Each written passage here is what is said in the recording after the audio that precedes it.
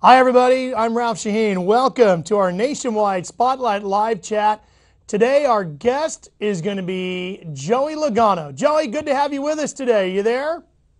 I'm here. Thanks for having me on. Good. No problem. Glad to have you with us. Now, Joey, you're over at the Joe Gibbs Racing shops today, right? That's where I'm at. What's going on at the shops today? What are the boys working on? Everyone's working on obviously getting the stuff ready for this weekend, and I went and worked out already this morning and had a few meetings, and now I'm just here talking to you. Well, we're going to be taking questions from the fans, folks. If you're joining us live here on NASCAR.com, just go ahead and type in your questions. They're going to show up right here on my computer screen, and I'll pass them along to Joey. All right, Joey, let's kick off our Nationwide Spotlight Live chat brought to you by Nationwide Insurance. You said you're there at the shops. The guys are working. You've already been in the gym, and you had a couple of meetings. Are you putting up more weight today than you did a week ago, or are you going backwards? I'm doing good, actually. I had a couple of personal records today, so that's a big deal. I'm trying to put on a little bit of weight. I'm up 5 pounds in the last 3 weeks, so that's good. Now, is that for 5 me, pounds believe of it or muscle, not, or is that just good Italian eating? I'll let you figure that out. But it's been a struggle for me, actually. It's really hard for me to put on weight for some reason. So I know it's a problem I think a lot of people wish they had, so I'm all right with it. Yeah, I'm one of those. What did you guys discuss in the meetings? What were the meetings about? I was getting ready for Chicago. I met the crew chiefs and kind of get a little game plan for when practice starts, what we're going to look for, how I want my car to drive, and come with a game plan. We do this about every week, and kind of debrief the weekend before and look ahead to the next one, and like I said, come with some kind of game plan. You know, we hear all the time about athletes in other sports going through these meetings and, their offensive coordinators or whatever it might be with the NFL season kicking off. What's a NASCAR meeting like? How long do they last? What kinds of things do you talk about? How many people are in the meeting room? Well, it just all kind of depends. Here at Joe Gibbs Racing, once a month we have all our drivers, crew chiefs together, a lot of the engineers here at the shop. And we'll be in there for a couple hours and just spilling our brains out over the last 2-3 races of what happened, and we'll go over stuff like that. But every week I come here in the shop a couple times a week and just I'll talk to the guys, I'll talk to Zip, I'll talk to my engineers, and then I'll do the same thing on the nationwide side and just try to prepare ourselves the best way we can. And I think it really makes a big difference when we get to the racetrack. So a couple-hour meeting, is there a break in there, or do they bring coffee and donuts in? Is it up to you to bring your own bag lunch? What do you got to do? I think you got to brown bag it. I think that's what the deal is. You mean you're not buying for the crew? Well, I don't know. It starts at 10, it goes to noon, then we usually go to lunch. So that's kind of how that works. How often do you pick up the tab?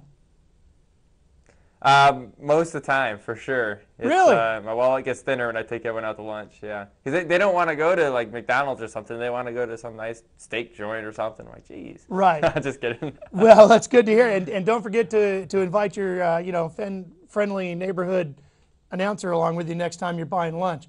Okay. I'll bring Mr. Shaheen. Paul Penna has a question for you, Joey.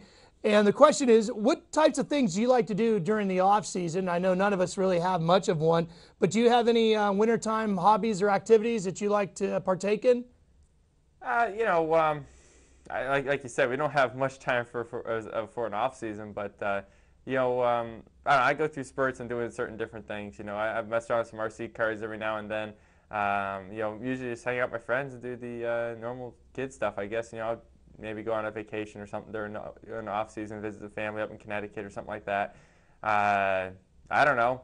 Go to go-kart track. We go to go-kart track a lot in the wintertime. I think everyone's got to get their racing fix. So we all go down there a lot. But I guess typical stuff, nothing crazy. But growing up in the Northeast, are you a snowmobiler or a skier by any chance?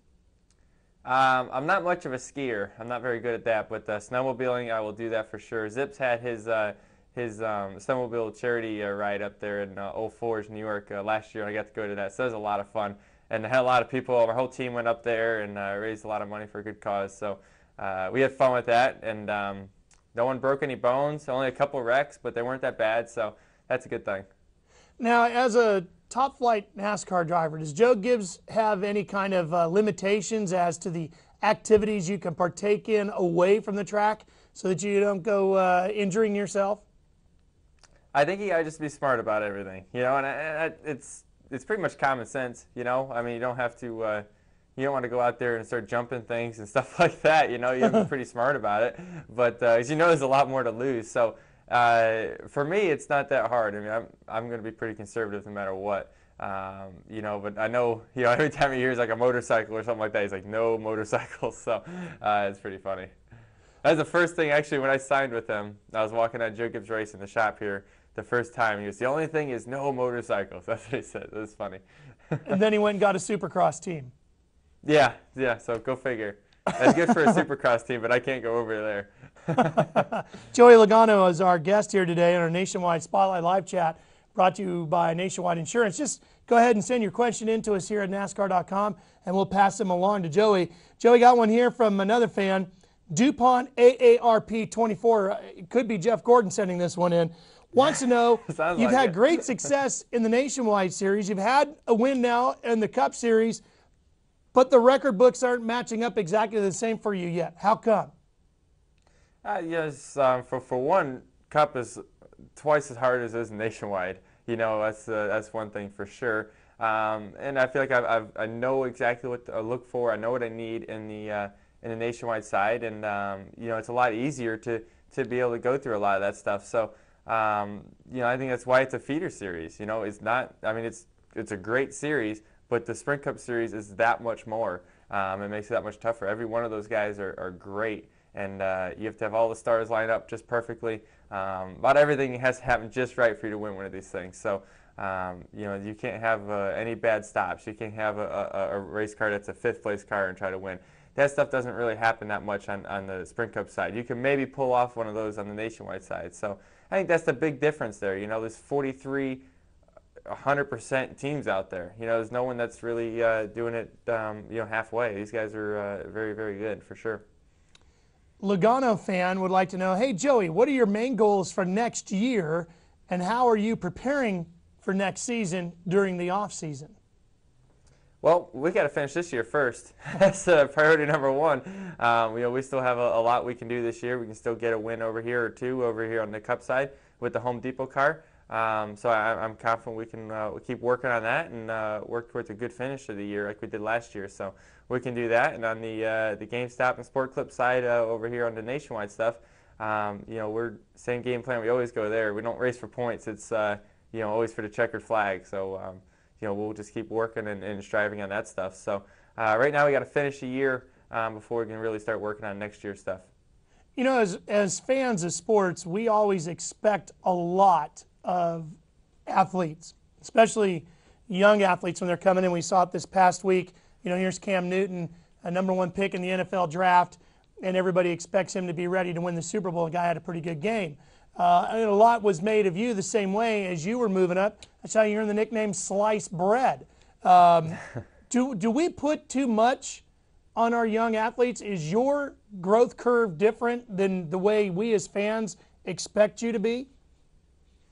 I think it's a lot tougher than a lot of people expect, and I think it's a lot tougher than I expected, believe me, before I got into this mess. So it's, there's a lot more to it than I thought there was. It's not just driving a race car, it's becoming, learning how to be a leader for your race team, learning how to do a lot of things off the racetrack to help you on the racetrack. So that was the biggest things that I had to learn. And then you also have to figure out how to drive these race cars because you're going up against the 43 best race car drivers in the world. So there's a lot of things you got to figure out, and a lot more than I thought I had to figure out going into this. So it's been a heck of a challenge. It's been a lot of fun, but I think a lot of people, including myself, didn't realize what I was jumping into with a half a season of Nationwide racing under my belt. So it all happened really, really quick.